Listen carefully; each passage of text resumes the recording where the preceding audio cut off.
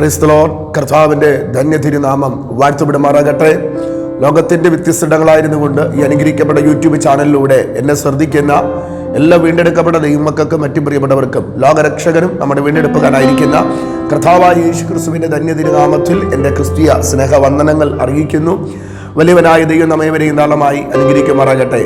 നമ്മുടെ കർത്താവിൻ്റെ വരവ് താമസമായതുകൊണ്ടും ഈ ഭൂമിയിൽ ദൈവം നമുക്ക് ആയുസ്സും ആരോഗ്യ ബലവും നൽകി തന്നതുകൊണ്ടും ഒരു പ്രാവശ്യം കൂടെ ദൈവത്തിന് മാറ്റമില്ലാത്ത വചനം ഇപ്രകാരം ശ്രദ്ധിക്കുവാൻ ദൈവം നമുക്ക് ഒരുക്കുന്ന ഈ നല്ല അവസരങ്ങൾക്കായി സകല മഹത്വമാണ് സ്തുതി, സ്തോത്രവും പ്രാർത്ഥനയും ആദരവോടെ കർത്താവിൻ്റെ സന്നിധിയിൽ അർപ്പണം ചെയ്യുന്നു.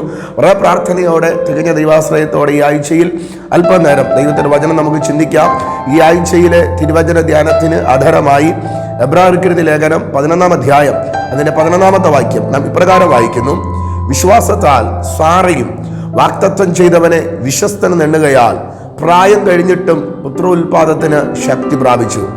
നമുക്കെല്ലാവർക്കും വളരെ മനഃപ്പാഠമായ അനുഗ്രഹിക്കപ്പെട്ട അറിയാവുന്ന ഒരു വചനമാണ് ഈ ആഴ്ചയിൽ ചിന്തയ്ക്ക് ആധാരമായി നാം വായിച്ചത്. പ്രിയമുള്ളവരെ, ജീവിതത്തിൽ ക്രിസ്തുവിനെ അറിഞ്ഞിരിക്കുമ്പോൾ ഈ വിശ്വാസത്തിൽ വന്നിരിക്കുന്ന ഈ വേളയിൽ ജീവിക്കുന്ന ഈ കാലഘട്ടത്തിൽ ദൈവം നമ്മോട് പറഞ്ഞിരിക്കുന്ന വാഗ്ദത്തങ്ങൾക്ക് ഒരു കണക്കുമില്ല. ഒത്തിരി വാഗ്ദത്തങ്ങൾ കേട്ടവരാണ് നാം ഓരോരുത്തരും. പല വാഗ്ദത്തങ്ങളും നമ്മുടെ ജീവിതത്തിനകത്ത് നിവർത്തിയായിട്ടുണ്ട്. എന്നാൽ നമ്മുടെ ദൈവം വാഗ്ദത്തങ്ങളിൽ വിശ്വസ്തനായ ദൈവമാണ്. ദൈവം നമ്മോടൊരു വാഗ്ദത്തം പറഞ്ഞിട്ടുണ്ടെങ്കിൽ ദൈവം അത് നിവർത്തിക്കുക തന്നെ ചെയ്യും. ഇവിടെ നമുക്കറിയാം, അബ്രഹാമിന്റെ ഭാര്യയായിരിക്കുന്ന സാറ ദൈവം പറഞ്ഞ വാഗ്ദത്തത്തിൽ എന്ത് ചെയ്തു? വിശ്വസിച്ചു. വാഗ്ദത്തം ചെയ്ത ദൈവം ആരാണ്? വിശ്വസ്തനെന്ന് താൻ എണ്ണുവാനിടയായി. നമുക്കറിയാം, ഇന്ന് ലോകത്തെ കാര്യസാധ്യതയ്ക്ക് വേണ്ടി ഇന്ന് പലരും വാഗ്ദത്തങ്ങൾ പറയാറുണ്ട്. ഞാൻ ജയിച്ചു കഴിഞ്ഞാൽ അത് തരാം, ഇത് തരാം, ഇങ്ങനെയൊക്കെ ചെയ്യാം.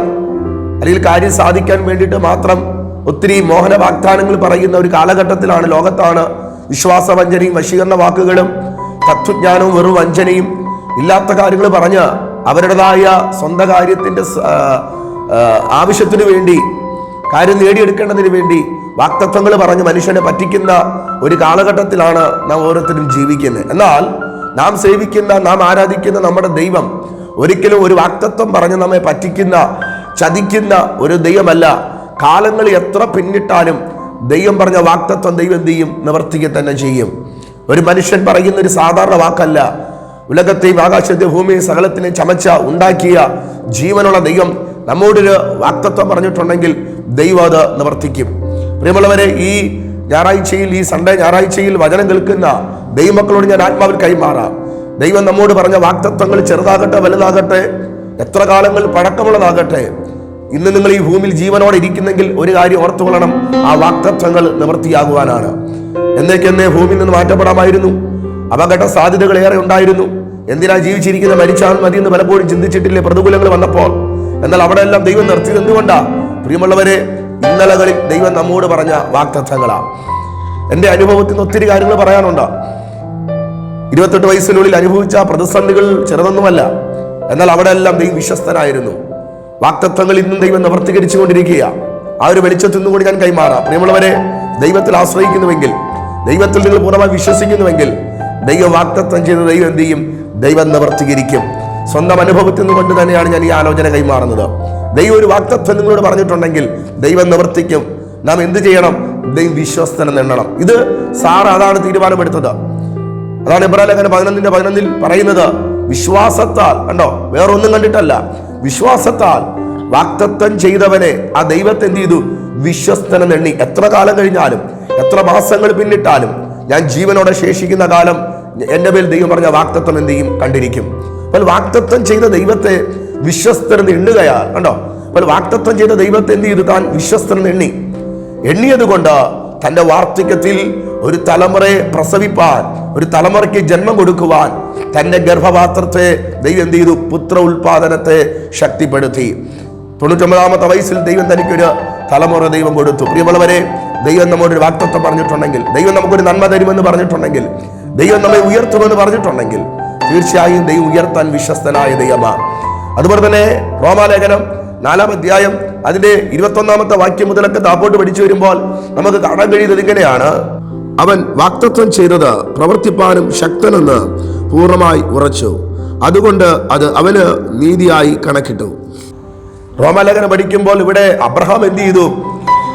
വാഗ്ദത്തം ചെയ്തത് പ്രവർത്തിപ്പാൻ ശക്തനെന്ന് എന്ത് ചെയ്തു? പൂർണ്ണമായിട്ട് ഉറച്ചു. അത് ദൈവം നീതിയായിട്ട് എന്ത് ചെയ്തു? കണക്കിട്ടു. തന്നെ അവിശ്വാസത്താൽ സംശയിച്ചില്ല. വിശ്വാസത്തിൽ എന്ത് ചെയ്തു? ശക്തിപ്പെട്ട് ദൈവത്തിന് മഹത്വം കൊടുക്കാനിടയായി. പ്രിയമുള്ളവരെ, ദൈവം നമ്മോട് ഒരു വാഗ്ദത്തം പറഞ്ഞിട്ടുണ്ടെങ്കിൽ അത് എത്ര കാലങ്ങൾ പിന്നിട്ടാലും ദൈവം അത് നിവർത്തിക്കുക തന്നെ ചെയ്യും. ഇവിടെ അബ്രഹാം എന്ത് ചെയ്തു? സംശയിച്ചില്ല. ഇനി എന്റെ വാഗ്ദത്തങ്ങൾ നിവർത്തിയാകാൻ പോകുന്നില്ല, എന്റെ പ്രായം ഇത്രയായില്ലേ, ഞാൻ ഇനി ഇവിടം കൊണ്ട് തീർന്നു, അവസാനിച്ചു എന്ന് അബ്രഹാം ചിന്തിച്ചില്ല.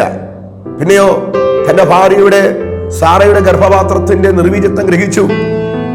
അബ്രഹാമിന്റെ അവസ്ഥ തനിക്ക് മനസ്സിലായി. എന്നിട്ട് താൻ എന്ത് ചെയ്തില്ല? ക്ഷീണിച്ചില്ല. ഈ പ്രായത്തിലും എനിക്ക് തലമുറ ഉണ്ടാകുമോ എന്നൊന്നും താൻ സംശയിച്ചില്ല. ദൈവം പറഞ്ഞ വാഗ്ദത്തത്തിൽ എന്ത് ചെയ്തു? പൂർണ്ണമായി അങ്ങ് ഉറച്ചു. പ്രവർത്തിപ്പാൻ ദൈവ ശക്തനെന്ന് പൂർണ്ണമായി ഉറച്ചു. പ്രിയമുള്ളവരെ, വാഗ്ദത്തങ്ങൾ ഒട്ടനവധി ഉണ്ട്. എന്നാൽ ദൈവം അത് നിവർത്തിപ്പാൻ, ദൈവം പറഞ്ഞത് ചെയ്യുവാൻ വിശ്വസ്തത നാം എണ്ണേണ്ടത് അനിവാര്യമാണ്. എബ്രായ ലേഖനമൊക്കെ പഠിക്കുമ്പോൾ നമുക്കറിയാം, 10-ാം അധ്യായമൊക്കെ അവസാനം പഠിച്ചു വരുമ്പോൾ നമുക്കറിയാം, ദൈവം ഇഷ്ടം ചെയ്ത് വാഗ്ദത്തം പ്രാപിപ്പാൻ സഹിഷ്ണുത നമുക്ക് ആവശ്യമാണ്. അപ്പോൾ വാഗ്ദത്തം നാം എന്ത് ചെയ്യും? ദൈവം പറഞ്ഞത് നാം പ്രാപിക്കുക തന്നെ ചെയ്യും. എത്ര നാൾ കഴിഞ്ഞാലും ദൈവം പറഞ്ഞ വാഗ്ദത്തങ്ങൾ ദൈവം അത് നിവർത്തിയാക്കുക തന്നെ ചെയ്യും. പ്രിയമുള്ളവരെ, കാരണം വാഗ്ദത്തങ്ങളിൽ വിശ്വസ്തനായ ഒരു ദൈവമുണ്ട്. ഇന്ന് പലരും വാഗ്ദത്തം പറയാറുണ്ട്, പക്ഷെ ആരും എന്തല്ല? വിശ്വസ്തരല്ല.